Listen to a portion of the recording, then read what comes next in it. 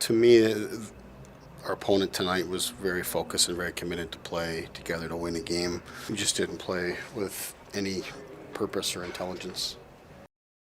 Lacked purpose and intelligence. The Leafs lay an egg against the Oilers last night. Welcome to the Homestand Show. It's your host, Albert Vartanian. Joining me, Justin Pooni is in for James Sharman, who took the day off. Must be nice. What a numpty move by James There Sharman. you go. What a numpty. Sharman, you're a numpty for taking the day off. We love you, though. Tons happening in the NHL once again. Obviously, I just mentioned off the top, the Toronto Maple Leafs lost to the Oilers. We'll get into that. Also on the show today, Matthew Barnaby will join us. We'll talk about what it's like for a player to be traded and everything that's going on in and around the NHL Trade Deadline. Also, Chris Meaney will jump in to talk some NHL bets for tonight, and Noor will join as well for some Raptors talk. But first, let's get into what broke this morning. Tyler Bertuzzi going to the Boston Bruins for a protected 24 first-round pick, a 25 fourth-rounder, and the Red Wings are holding on to 50% of this guy's salary. The rich get richer, Albert. Absolutely. You look at it, the best team in the NHL, again, made some moves last week with Garnet Hathaway and Dmitry Orlov, and now they get a guy in Tyler Bertuzzi who scored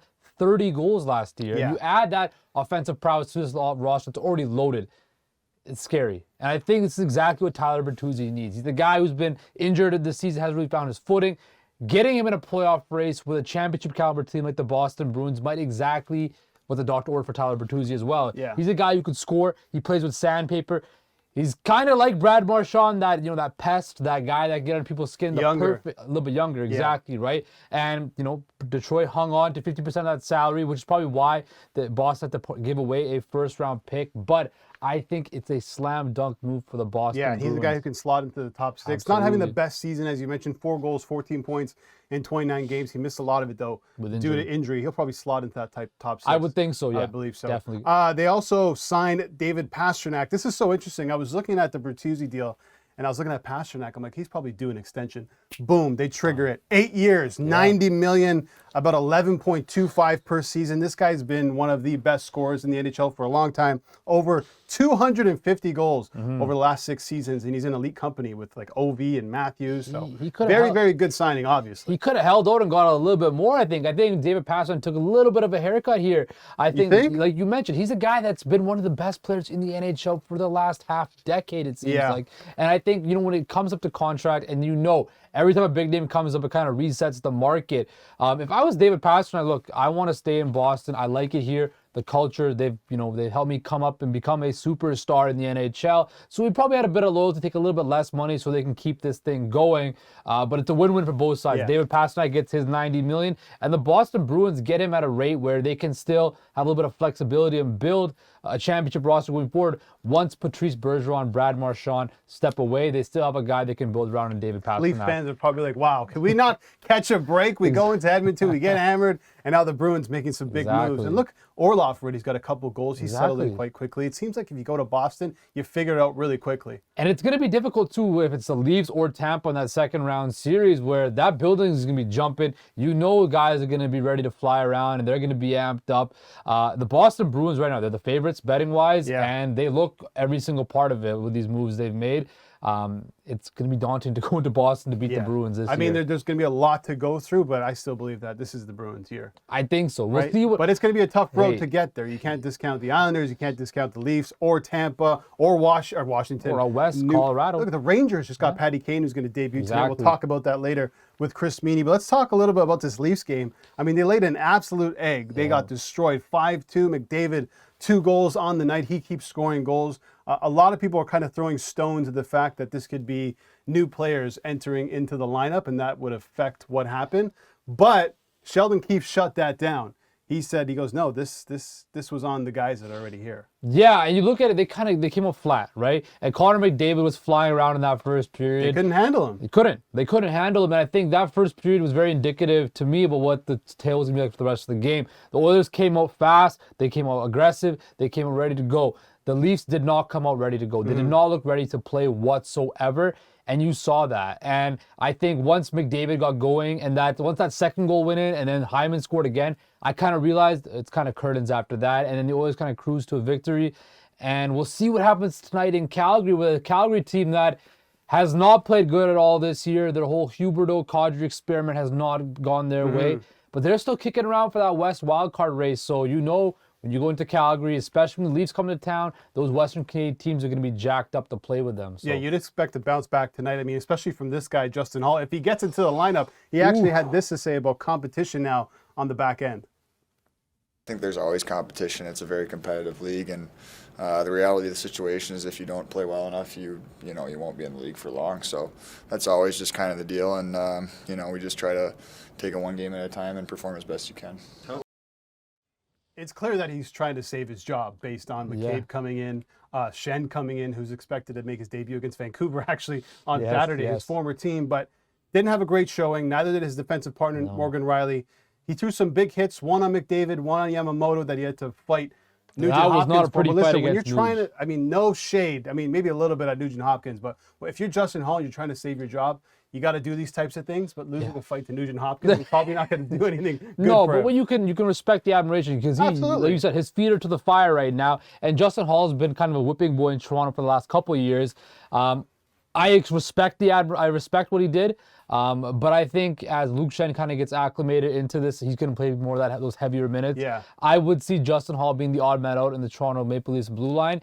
But look, again, we never know. You're going to need as many able-bodied defensemen come playoff time, so having a guy like Justin Holl is not the worst thing. Yeah, Joseph Wall will get the start in net ahead of Ilya Samsonov. We'll see if Justin Holl gets the start. Could be Connor Timmins or potentially Luke Schenn tonight against the Calgary Flames.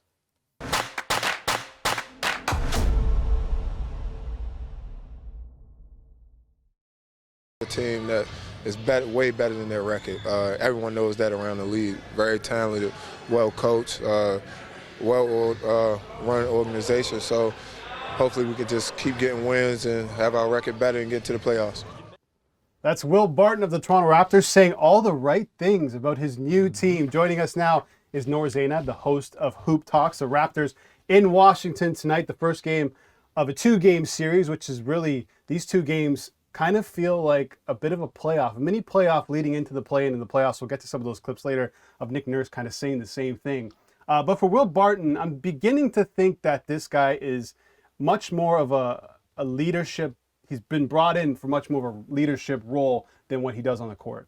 And that makes sense. If you saw the state of this team this entire season, it's very clear that no one's really a leader in the locker room. And that's required. You look at league-wide, look at teams that are struggling in the locker room, that stuff trickles on the court. The Brooklyn Nets had that problem. Pretty much anywhere Kyrie has gone has been a problem. So when you have a team where a lot of egos are being met, a lot of guys want to get paid, you have to have someone there that sets everyone in their place and brings the experience of a veteran. That's who he is. He has playoff experience. He has regular season experience. He has experience playing for other teams too, like the Nuggets, the Wizards, everybody. So him being there, especially with guys coming off the bench who are younger guys and Precious, Gary Trent, maybe not Boucher anymore, but like all these guys that we just acquired, I think that's going to help them put them in their place. And he's also going to be a good facilitator, being a guy who can shoot and set these guys up for good shots. Yeah, it's interesting to hear like an outsider, he's an insider now, but talk about how the Toronto Raptors are viewed around the league. They're viewed as a very respected organization, right? And it seems like players actually want to come here and play. Yeah, right. I know you're shocked that I would actually admit that, but it's true, right? Masai has built a great culture here, and I know me and Noor butt heads on that all the time, but I have to say also, I do agree with what you said about Will Barton, Willie B, Will the Trill. You know, he had that playoff experience in Denver and stuff like that. He's averaged double digits in this league before. He's a guy that can get buckets off the bench, and I think we saw guys from the bunch of young players go down to the G League with the Raptors, and having a guy like Will come in to help solidify that rotation. And I think that would be a really big thing, especially going to Washington. And I wonder if that means that they're choosing Will Barton over Downton Jr. at this point, right? Because they're bringing him over on this road, on this stretch now, this West Coast road trip, 5 games happening here. A lot matters. This is kind of where you figure out what your seeding will look like. So I wonder, having sent Jeff Downton Jr. back to the G League, who was playing super well for the Raptors, and bringing in Will Barton now, does that mean they're choosing their guy? And Nurse has shown some trust to Downton Jr. at the moment, right? So we'll see what happens. Here's Nurse actually speaking about the battle that is expected against Washington. There's going to be a lot of intensity and fight and stuff out there for sure. I think on the floor, the players will be sensing it's similar for sure. So the Raps, a better record against teams over 500, 15-13, than against teams below 500, 16-19. Ooh. What do you put that down to? I think what it comes down to is they play down to their competition, right? They're Robin Hood. They take the points from the bigger teams, Yeah, give to the lower true, teams out right? there. That's what Steal they from do. the rich, give to the poor. Exactly. When you look at the Wizards, right? They have guys that can put the ball in the basket too. And I think when you look at this 2-game set in Washington, it's really going to come down to defense and effectiveness from the shooting the ball, because they shot 40% against Chicago. They can't do that in Washington. They cannot. It's not a winning recipe. They take a lot of shots, right? But nothing's falling. Exactly. Yeah, absolutely. And I think in this point too, I would give the edge to the Raptors here, because as they're not that great of an away team. I think they're like 12, 19, something like that on the season right now. But the Wizards aren't that great of a home team either. They're 14-13 at home. And yeah, they have guys. They have guys in Bradley Beal, who's he's a great guy, he's a great player, but he hasn't had the great season that we've known him to have this season. Right. Kyle Kuzma has been pretty good for the Wizards, but I don't think he's their main guy there. And Kristaps actually coming off an injury right now, being off 2 games. So this is going to be an important mark, I think, for Pirtle to go up against him, to when we get to see how he fares against different types of bigs. We saw him against the front court of Cavaliers the other night. This is going to be Kristaps now, so we'll see how they fare. But I think the Raptors have the edge here because they just have a better team. They have better players there, and they have pressure now. The pressure's on their shoulders. Yeah, Porzingis not on the injury report for the Washington Wizards. He missed 2 games, but look at him. Second in scoring for them, first in rebounds, first in blocks. I mean, you touched on it a little bit, but is that the key matchup tonight? Is it Pirtle against Porzingis? I would say if anybody's going to be Kristaps and Bradley Beal, you're going to want to stop Bradley Beal first and foremost. He's the guy who can get any bucket he wants to. He's still a mid-range assassin, hasn't really had himself a 3-pointer just yet, but that's kind of where they're dangerous, because I think those guys in Kuzma and Bradley Beal, they play very well in the paint, but Kristaps can score from the 3. So if they're able to move those balls around, that's going to be hurtful to them. That's where the Raptors have to really come in and protect the perimeter, because that's been their downfall the entire season. They don't protect the 3 for some reason. I don't know why. I think it's because all their energy is in the paint the whole time, but hopefully having Pirtle there, pretty much demanding the paint, will give them more help on the perimeter. Piggybacking off that, team defense as well. Yes, it'll be Pirtle and Porzingis matched up, but like you mentioned, he does stretch the floor. How do they get the switches off, and how can they close out those lanes? Because Porzingis can also put the ball on the floor and have a little bit of a handle too. So I'm interested to see how guys like Pascal can act as a help defender. Can Fred and Gary make Bradley Beal's life difficult or whatever? And how does Scotty fit into all of that? So it's going to be a total team effort on defense, I think, if they want to steal 2 games, not steal, but win 2 games in Washington. Yeah, 2 games, which are huge right now. They're just a game ahead of Washington in 9th spot. I mean, if there's a game you need to win, it's this one, and most likely the second one. But Thad Young, this was interesting. He touched on what it's like and how to win essentially both games in a mini series. I think that's one of the best things that the league has done this year, is put teams to where we can play them back to back. I think that gives us the best playoff feel before the actual playoffs start, because you're preparing for one team as opposed to preparing for another the next night, and another the following night. So for us, it's you get to see what the team's going to do, and then you get to see what adjustments that we make and what adjustments that they make. It feels like there's a lot more to these mini game series than just playing another team the next night. The player perspective of that, as a fan, we kind of sit there and think, I don't want to watch them play the Wizards back-to-back. Or when they had that back-to-back with Orlando earlier this year, it's like, why are they playing Orlando back-to-back? I don't want to watch that. But hearing from a player's perspective like that, it gives us that playoff-like feel where we have back-to-back games where we can focus on one team. And that's really important, because they watch the film after tonight's game, and they can make those adjustments going on to Saturday and see how they stack up against the same Wizards team. But like Thad Young said, right, the Wizards will be doing the exact same thing. Exactly. I don't think that's at the point where the coaches have to shine, right? When you have the one game, that's where the players are. The players have to go and play whatever they can do. But that's when you're going to your second game. How did the coaches adjust the first game? If you lost, if you saw things that didn't work, how do you capitalize on that? Yeah. If you saw things that do work, how do you continue to make them work, knowing that the other team will now game plan for that? And I think that's why I'm going to go with the Raptors, because we have the coaching advantage there, where Nick Nurse can come back and adjust for the next game. And if we don't win tonight, I think we can definitely get the Saturday win. Listen, I'm going to keep asking you this probably up until the end of the season. Okay. But as the season's gone on up until this point right now, are you growing in belief that they can actually make a play-in or a potential playoff spot? If you ask Justin, the entire season, I've been saying same thing as Will Barton. This is a team better than their record. They don't make any sense. They need to figure out if there's shot creation, playmaking, whatever it is. But I think because they're individually, they're so good.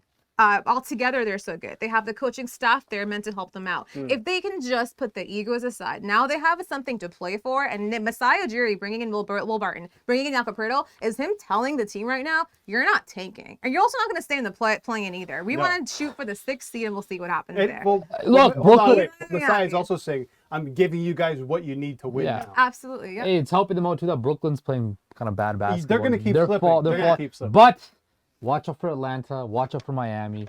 We're half a game back. We can take over Trae Young City. The Raptors really good against Washington, by the way. 13-2 in the last 15. 6-0 in their last 6 in Washington. So you're going Raps tonight? Going with the Raptors tonight. They're laying the -2, Justin. I gotta go with the Wizards tonight. Why? I said on Hoop Talks because I think the Wizards get tonight because the weird home dog. I believe in the Wizards. I'm a sucker for a home dog. Yeah, too. exactly. I'm a sucker for a home dog. This is a tight game. I think it's 50-50. It's gonna be exactly like the game against Chicago. It's gonna be close the whole way through, and then one team's gonna pull. And it comes down to that fourth quarter. Who's gonna execute better in the fourth quarter? Can the Wizards or the Raptors, keep the ball safe and get those all important rebounds? Yeah, That'll I be the think determination. you know what? Trying to keep Porzingis quiet is going to be huge for Absolutely. Poeltl. I mean, we saw him against Cleveland. He's going to get against 2 bigs. The Wiz don't have that. Yeah. 1v1, I think Poeltl might have a chance here, but we'll see. If you want to lay the -2 with the Raptors, go ahead. They're very good in Washington. They need to win these games to get into the play-in. The playoffs, they're right there. They're right around the corner. You just never know what this Raptors team can do. And Fred VanVleet coming off the birth of another son. Yes, Another daughter, excuse me. So you never know what you're going to get from Fred VanVleet. Stay tuned. Coming up next, Chris Meaney.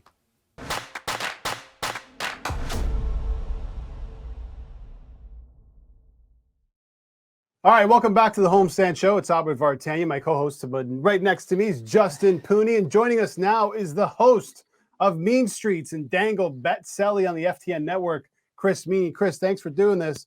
Let's start with the news that just dropped. Jonathan Quick, no longer an LA King. He's now a Vegas Golden Knight. Your thoughts on this? Yeah, from a King to a Knight. I know there's been a lot of turmoil, I think, on social media and LA fans and how Jonathan Quick was treated and traded away from LA to the Columbus Blue Jackets and now a member of the Golden Knights, as you just mentioned. His numbers are not great, honestly. He does have a lot of pedigree. He's got a lot of history. He's won Stanley Cups. He's had a really good career, and I'm sure when his career is over, they'll raise his number to the Raptors in LA, and maybe they'll build another statue next to Dustin Brown. But this move doesn't really move the needle for me. I think it says more about maybe the Vegas Golden Knights and what they have in goal. Like Logan Thompson had a really nice season as a rookie this year, but dealing with an injury, and then Aiden Hill coming in, and then Laurent Brossoit coming in and getting hurt as well. So maybe just a little bit of stability, but it will be a fun storyline, Albert, when eventually maybe we see Vegas and LA meet in the playoffs if Quick can get in there between the pipes. But I don't believe he will be their game 1 starter when they get into the playoffs. But we'll see. Maybe a change of scenery will help him. But honestly, he has been one of the worst goalies in the league this season. I understand LA moving him as well and trying to upgrade in net and getting Korpisalo from the Blue Jackets. So I don't expect a whole lot. Again, maybe a change of scenery can help him out a little bit, but over the last 6 weeks, he's had one of the worst save percentages in the NHL, and his goals against average been flirting with 4. So he hasn't been all that good this season. Means I just want to go back quickly to the Kings sending him over to Columbus. I just didn't like the way they handled that situation of a guy that they might potentially build a statue of outside of the arena. And I found it also strange that he had no movement or no trade clause at all. It was just like, hey, thanks for the cups. Now you're going to Columbus. How did you think that the LA Kings handled that? I think they tried to find a better landing spot for him, but again, the numbers are not good. So at the end of the day, it's a business. I have no issue with LA trading him. Again, his 5-5 play was not good this season. He's had issues over the past couple seasons staying healthy. This is an LA Kings team that they don't have a lot of holes. Offensively, they can bring it. They got 3 good lines. They play really good 5-5. They don't give up a lot of rubber. They don't give up a lot of high quality chances at 5-5 either. So yeah, I suppose LA Kings fans are a little bit upset with how he treated, and certainly Jonathan Quick as well. I mean, some reports said that he was pretty ticked off after the win against Winnipeg just the other day after hearing that he was traded. But this is a business at the end of the day, Albert. And if you're the Kings and you're their organization, you want to win a Stanley Cup, and your best chance of winning a Stanley Cup is to upgrade in goal. And I do believe they upgraded in Jonas Korpisalo. So I don't really feel like it's all that big of a deal. I think people are looking into it a little bit too much. Yeah, speaking of goalies, the Boston Bruins have found their number 1 goalie in Linus Ullmark. They also added Tyler Bertuzzi this morning. The rich, I guess, get richer in Boston. What are your thoughts on the Bruins and the acquisition of Tyler Bertuzzi? Yeah, Tyler Bertuzzi is going to fit in perfectly with Boston. I saw some clips earlier this morning of a match between the Boston Bruins and the Detroit Red Wings just last year when Tyler Bertuzzi and Brad Marchand were going at it. He's very similar to Brad Marchand. He's tough to play against. He's in your face. He's going to finish every single check that you have. He's a little bit dirty. He's going to cross the line a little bit, but he's a hard player to play against. I really like this move for Boston, and we just heard that Taylor Hall is placed on long-term IR. So I think that's the reason why the Bruins made this move, because there's not a lot of holes on this team at all. 2 regulation losses at home in 29 games this season, 47-8-5. They're absolutely phenomenal.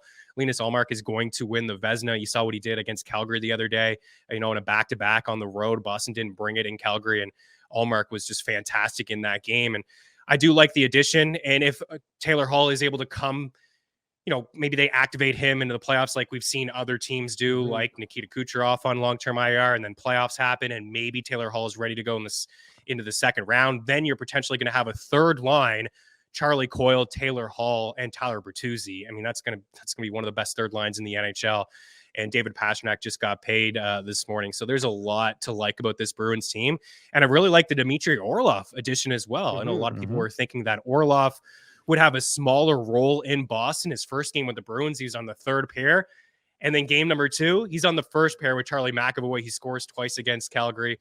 He's a fantastic ad as well. There are not a lot of holes on this Bruins team. And as you mentioned, the rich get richer. Yeah, the Bruins are the top of the list to win the Cup, plus 475. You can get at 5-1 at some places. Not far below them, though, Chris Meaney, is the Toronto Maple Leafs. 6 new players in, a matter of a couple of weeks. They laid an egg against the Oilers. It wasn't a great performance. I don't know if they were reeling on the back of a Bruce Springsteen concert. I don't know what was going on. A lot of people were saying, well, maybe it was, I don't know, the new players coming in and kind of threw them off. I don't think so. I think they just got outplayed by a better team. But what have you made of Dubas's moves? Yeah, he's been very aggressive. You hear the term all in. Ryan O'Reilly said it himself. I mean, they have to be all in. They've lost 6 straight first rounds, and they haven't won a first round 4 games in the playoffs since 2004. It's going to be tough for them. I'm not breaking any news here. I mean, the East is absolutely loaded. You're going to play the Tampa Bay Lightning. If you get by the Lightning, you got to play the Bruins. And then what's next? Carolina, the Rangers, the Devils. I'd say 5 of the top 6 teams in the NHL are in the Eastern Conference. But I do like a lot of the moves that Dubas has made. You bring in Ryan O'Reilly. He's just a handful of years removed from winning the Stanley Cup, being a Conn Smythe winner. What we've heard from the Leafs and over the years is that lack of killer instinct. Right, you get to the 7th game in the playoffs, and they just kind of feels like they're defeated. They don't have a lot of experience on the team winning games and winning in the playoffs. And Ryan O'Reilly brings that. And we saw last night against the Oilers, it was the first time Sheldon Keefe put him on the third line. I think that's really where he's best suited, because last year when they played Tampa, I thought the difference was the bottom 6 in Tampa compared to the bottom 6 in Toronto. We know that Austin Matthews can bring it. Mitch Marner, John Tavares, Bunting's having a nice season. William Nylander has been fantastic. The Leafs can go toe-to-toe with anybody offensively, but having Ryan O'Reilly, an experienced player who has lost a little bit of his foot speed over the past couple seasons, and he doesn't have that same type of offensive firepower that he had a few years ago when the Blues won the Cup, but they don't need him to go in there and score goals. They need him for leadership. They need him to be a shutdown player, kill penalties. He's great in his own end. He's very smart in all 3 zones. So I think that's a pretty good move. And, you kind of alluded to maybe the way they played last night with some new faces. And I think it's going to be an adjustment period, but I really do like what Dubas has done, bringing in some defensemen, bringing in some hard players to play against. Luke Schenn is not a guy that's going to score a lot of points. He's not going to, have any highlight reel plays in the offensive zone, but he is a tough guy to play against. He's going to block shots. He's going to finish every kind of hit, and that's the difference in the playoffs when you get into deeper rounds and you play a 7th game. Maybe guys are going to shy away from Luke Schenn in the corner or Jake McCabe in the corner. Eric Gustafsson, I don't think he brings a lot defensively, but he does have some offensive ability as well. And he's had a really nice season with the Capitals, filling in for John Carlson. So I do like some of the moves that Dubas has made. I don't think he's done. I would like to see him add maybe another player on the bottom 6 to be a little bit tougher to play against. I think Engvall was a pretty good defensive forward. Some people in Toronto will say he's got stone hands, but I thought he brought it defensively. I thought he was a pretty good defensive player. So we'll see what Dubas has left. A lot of picks to ship off, but it's clearly all in this year, and you got to be all in. Now, we talked about Boston, Toronto, both Cup favorites. Is there a team out there that's kind of flying under the radar you think would be kind of a dark horse to win it all? Yeah, it's a good question. I think, if you're looking for value and you're looking at Stanley Cup futures, I think the value has to be in the West. I will start with Colorado. I'm not breaking any news again. Plus 650 over at FanDuel to win the Stanley Cup. But the path for Colorado is a lot clearer. There's a lot of questionable teams in the Western Conference. You're seeing a lot of these big name players, Timo Meier to New Jersey, Patrick Kane, right, to the Rangers, and Jakob Chychrun to the Ottawa Senators. You're seeing a lot of teams in the East make some moves, and Colorado is a team that picked up Lars Eller. He's just a couple years removed from winning a Stanley Cup, had a game-winning goal for the Capitals against Vegas when they won the Stanley Cup. He's going to be on their third line. He's a smart two-way player. And the Avs are starting to get healthy at the right time. They've won 6 of their last 7 games. McKinnon's on a heck of a run, and they've been without their captain, Gabriel Landeskog, all year, and they're winning games right now without Cale Makar. I think Vegas is very sneaky. At 14-1, this is a team that's going to activate Mark Stone in the playoffs. He's just on long-term IR right now with a back injury. We'll see what they do. Well, I guess they already did it in goal. There was some Jacob Markstrom rumors out there, but I suppose now with Quick there. But this is a really good 5-5 team. They have a lot of players that know what it takes to win games. Alex Pietrangelo on the blue line, Alec Martinez, Shea Theodore. And then I like the Barbashev addition as well. He's a hard player to play against, was on the cup-winning team with Ryan O'Reilly in St. Louis a couple years ago. So at 14-1 and Dallas at 15-1, those are two teams that I think are pretty sneaky. Path is a little bit clearer. They don't have to go through some of these powerhouse teams that you're going to see some teams in the Eastern Conference go through. And I don't think Vegas is done. I think that they'll add a player or two.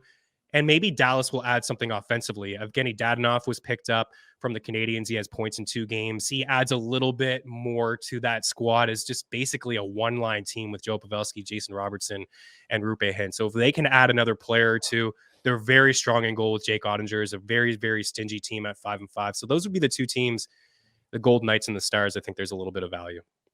Quickly on this, Meaney, I want you to weigh in on this. I think I found some value with the Senators after they picked up Chychrun. Plus 660, I found them to make the playoffs.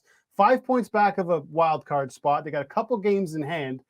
It's going to be tough to make it out, especially in the East. But at 660, I think it's worth a bet, no?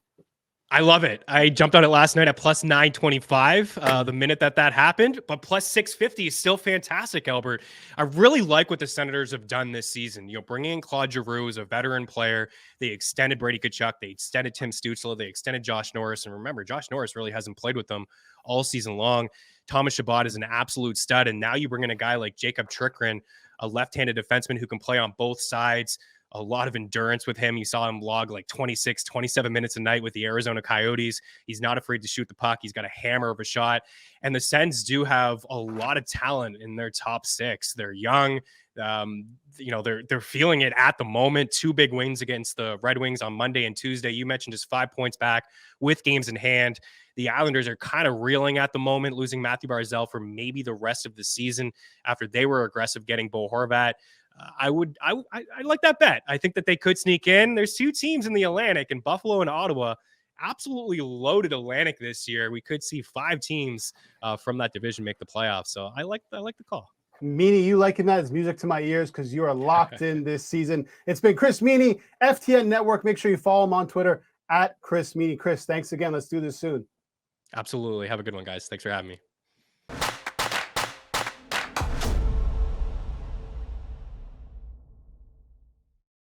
All right, joining us now is former NHL'er and Bet99 ambassador Matthew Barnaby. Matt, thanks so much for doing this. So much going on in the NHL right now in terms of trades and trade deadlines coming up on Friday. I'd like you to take us kind of behind the scenes and tell us what it's like for a player to be in the dressing room. What is it like to be traded?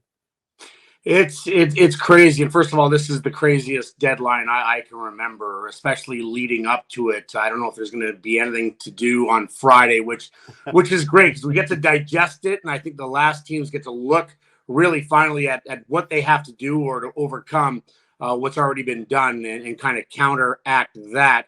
As a player, it's sometimes nerve-wracking. Most of the time, you know if you're going to get traded or have a great inclination if you're going to be the guy that's dealt. So for most of my career when I was in Buffalo, for those first 7 years, I knew I wasn't getting dealt. Then I asked to get traded, so it's different. You're just waiting for what team is going to pick you up. When I got to New York and I was a pending UFA, I knew that I was getting traded. We had a lockout coming, and I was just, again, waiting to see where I was going to go. So it's nerve-wracking. It's exciting, especially if you go from a bottom dweller to a contender. And when I was in New York, I was with the New York Rangers. We weren't making the playoffs. I got traded to Colorado Avalanche, which we had a terrific team that I went and I finally had a chance. The first time in my career, really 10, 11 years in, that I really felt that I had a chance to win a Stanley Cup. So it was incredibly exciting at that point. Matt, I think people forget about the human side of not just an NHL player, but any athlete and everything that has to go on. When you're told that you're traded, you got to talk to your family, you got to move stuff, you got to move houses. I'm not sure everything that goes on behind the scenes, but I mean, what happens next once you find out that you're moving? First of all, don't feel sorry for the athlete. We make a lot of money, and that's part of the business. It's not like we were making minimum wage at the time. So, right. I think that's first and foremost. Don't feel sorry for the guys, but there is a human element. Everyone, just looks at the player and looks at him like a piece of meat, and just says, "Okay, move on." But a lot of guys have wives, have kids that you don't get to see them for months on end. When I went to Colorado, when I went to Pittsburgh, was a little easier. But you have a life, you have a house, you have friends. But especially those guys that have kids, that's where it gets really, really difficult. So those conversations are tough. A lot of times it isn't in your control, and you just have to, it's something you sign up for. But certainly that human element certainly plays into it, that people don't look beyond when you're just a fan. So, Matt, speaking of that human element, what's it like going into a new locker room mid-season or kind of near the stretch run after guys already built that camaraderie and stuff like that? You said you went into like a star-studded Colorado Avalanche locker room back in 2004. What's it like as being the new guy coming in for the final run for the playoffs? It was always easy for me in the fact that I'm a people person. I like to have fun. I like to joke around. So I never, every time I went, I was always the prankster, the guy that loved to have fun. So it never bothered me much. There's a couple times when I got traded to Pittsburgh a couple months earlier, Tyler Wright had bit my finger. And he just laughed. And here's a guy that I absolutely hated playing against because he competed hard and we had our run-ins. And that had happened, and we just kind of hugged the first time we saw. Then I get traded to New York, and the guy I hated most in the NHL was Eric Lindros. And the things I said to him about his family, you can't even understand and put it beyond. Now we're teammates. Not only are we teammates, we become roommates, and that follows us for the next 3 years. So there's a lot of different things, and I think personalities, some people handle it differently. It's never been one of my traits to be an anxious person or any of that. I'm just happy and very lucky to have played in the NHL, and I was just going to a new team, and I just wanted them to like me and appreciate and understand whatever I may have said or done in the past.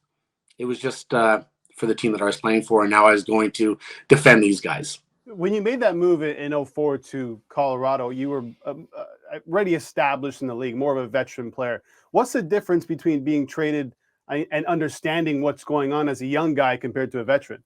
Yeah, I think when you're 10 years in the league and you get traded to a team, I understand that I was a piece of that puzzle that they were trying to add. And it happened right after Steve Moore got hit from Bertuzzi and Brad May. That had happened the night before. So they were looking to add some grit to an already tough Colorado team, but a guy that was going to play, 12, 13 minutes a night for them, not a guy that maybe plays 2 or 3 minutes a night. So I think it's a lot easier for a veteran guy to walk into a situation, but you also have to be able to check your ego at the door. When I went to Colorado, we had Joe Sakic and Solani, Correa. I mean, there's just so many factors that play in. But for me, I was just really happy and really excited about a chance to win a Stanley Cup. And you look at a guy like Tyler Bertuzzi, that was traded today from the Detroit Red Wings, who aren't probably going to make the playoffs, and go to the Boston Bruins, the team that is expected, or at least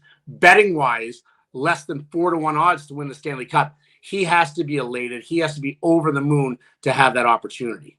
Yeah, and Boston extending PASTRNAK as well, giving him a big $90 million deal, which much deserved for PASTRNAK as well. Let's talk about some of these trades, Matt. The Leafs, bringing in 6 new guys. We saw them last night against the Oilers kind of lay an egg. I don't know if that has to do with new guys coming in or maybe them going to the Springsteen concert the night before. But what's it like when you're in a dressing room and you're getting a slew of new guys coming in? Well, it's not like going to a concert in my days the night before a game because there's no cell phone and social media to say that you drank 14 Coors Light the night before a game. So it's a lot better now. I guarantee they were drinking water, and it's no big deal.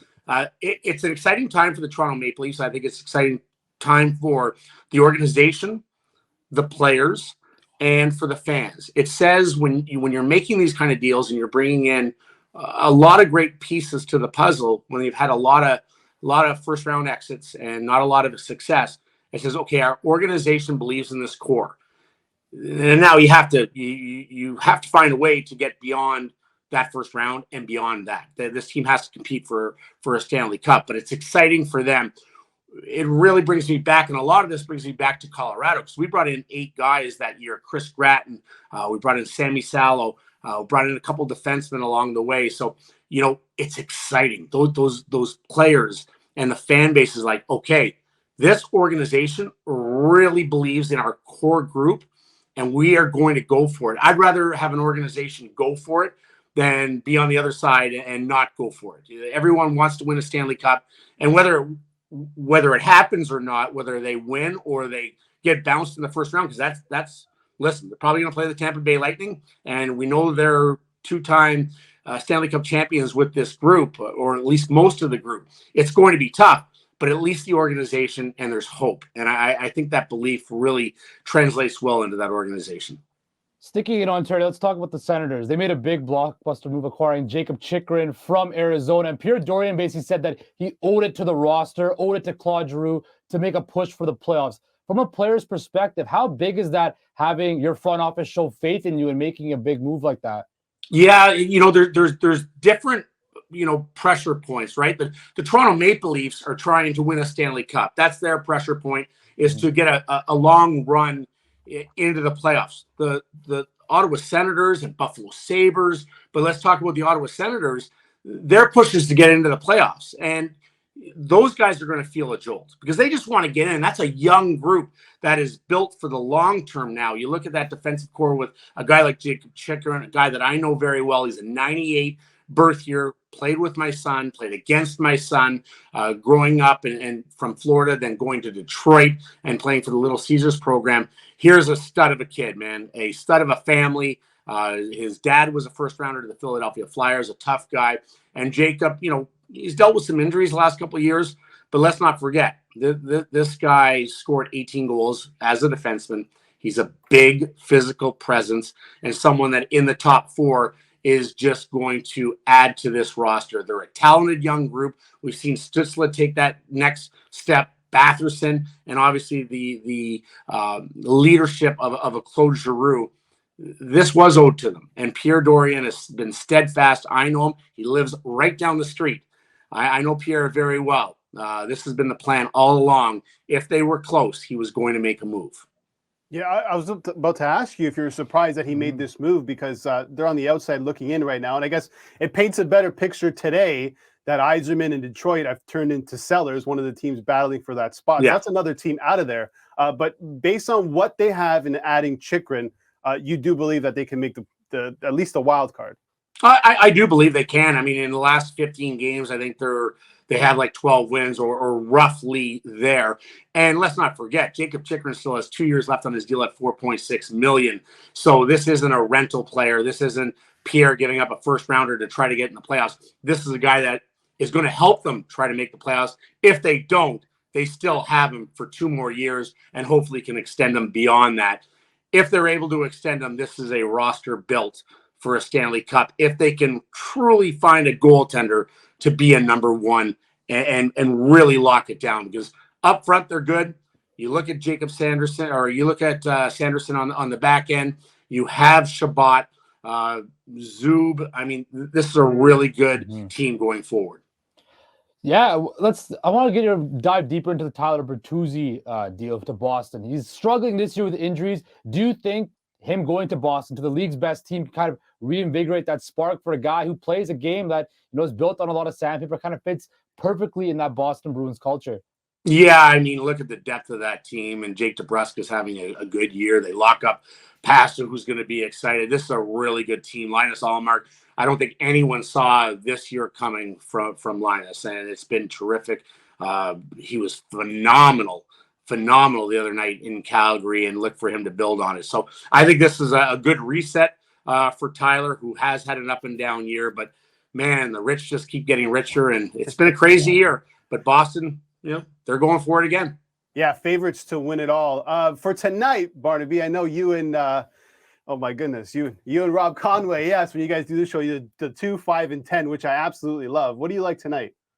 My 2 is the Rangers. Man, they've loaded up too. You go get Tarasenko, you go get Patrick Kane. They're at -160 tonight. Tampa Bay Lightning haven't played well as of late. And I really saw the interviews from Steven Stamkos, John Cooper. I think they turn around. I think they start it tonight, -165. That's my 5-minute. That's my major. And my 10-minute misconduct for telling the ref to go, you know what? Is Boston puck line over the Sabres -110. Or sorry, -120. I really think this is a 4-1 game for the Bruins. I also like the under because I don't think they'll give up much. Yeah, I mean, it could be a big night from PASTRNAK as well after getting that big deal. Matthew Barnaby, thank you so much for doing this. Let's do it down the road again. Absolutely. Time for some Bay Hill, boys. Let's go. Exactly. Thank you. All right. That was Matthew Barnaby, former NHL'er, Bet99 ambassador. Justin, some great insight. In terms of what it's like to be a player during this crazy time. Yeah, he mentioned how he joined that star-studded Colorado Avalanche team. And it was really interesting to me to see how a guy who was, an agitator, a pest, kind of rebuild relationships that you never thought he would. He talked about Aaron and Justin being roommates. I thought that was such a crazy story, and it shows you though the brotherhood these guys have in the NHL when they're competing for a Stanley Cup. Yeah, it's interesting that these beefs just get washed away. I mean, it tells you about the respect these players have, especially in the NHL, for each other. I mean, for two players who may have fought, said certain things to each other, bit somebody's finger. Yeah, exactly. But to get into a room together and be like, okay, we're teammates now. Let's make a run for the cup. Absolutely. Like, these are the things you don't hear about. And you hear about the sacrifice all the time. That's what you sacrifice. You park your ego at the door because all of you guys are on the same goal to win the Stanley Cup. And I love how he said, don't feel bad for the athletes for making some good money. All right, coming up, me and Justin wrap up the show.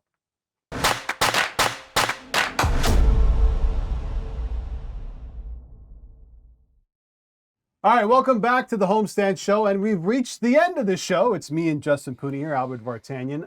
Big news in the NHL.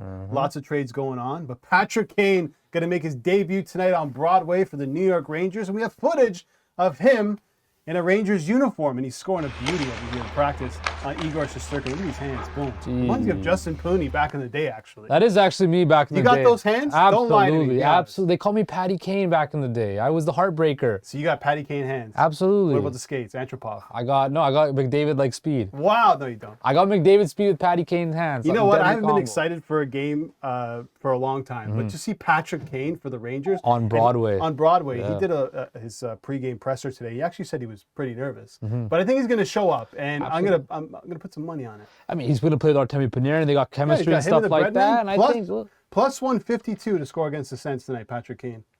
That'd be pretty storybook. It's worth a sprinkle, right? Yeah, I put a couple shackles on that. A couple shackles. Couple shackles. Or shillings. Shillings, or was that what it's called? All right, give me your best bet of the night. Best bet tonight: take the Minnesota Wild to roll the Vancouver Canucks. My Vancouver Canucks, who continue to make on the puck line. I mean, just make brain dead decisions. The Canucks. You're not happy with your first round. Why are you giving around first round picks for a top 4 defenseman who's 25? I get it. He feels the need the Canucks need, but this team is 7th worst in the league, and giving up first round picks makes no sense to me. Minnesota Wild. Don't even stay up and watch this game, but I will. But if you want to win some easy money, take the Minnesota Wild puck line tonight. All right, Minnesota Wild puck line. I got Patrick Kane to score a goal. Producer Sean, what do you got? Give us your bet. I know I call you the kiss of death, Eddie Mush, but I know you got bets tonight. Yeah, I'm looking a little ghostly right now, but don't worry about that. I agree with both your picks. I like them both. I like Justin's a little more than I like yours. That's fine. I'm going to roll with the Florida Panthers in regulation -125. Okay. Nashville Predators. They were sellers here at the deadline. Get rid of Ekholm. Panthers looked good the other night against the Lightning, so I'm going to roll with the Florida Panthers in regulation on home ice. How about the Leafs? Even money against the Flames tonight. They can't be much worse than they were against the Oilers. They're going to bounce back. You're going to see Sheldon Keefe and this team really put the pedal to the metal on the Flames, and I think they're going to need it because you can't have two stinkers like they had last night. They can't. Leafs against Flames. Thanks to everybody who joined the show today. Matthew Barnaby, Chris Meaney, Noor Zainab. We'll be back tomorrow to wrap up the week here on the Homestand Show.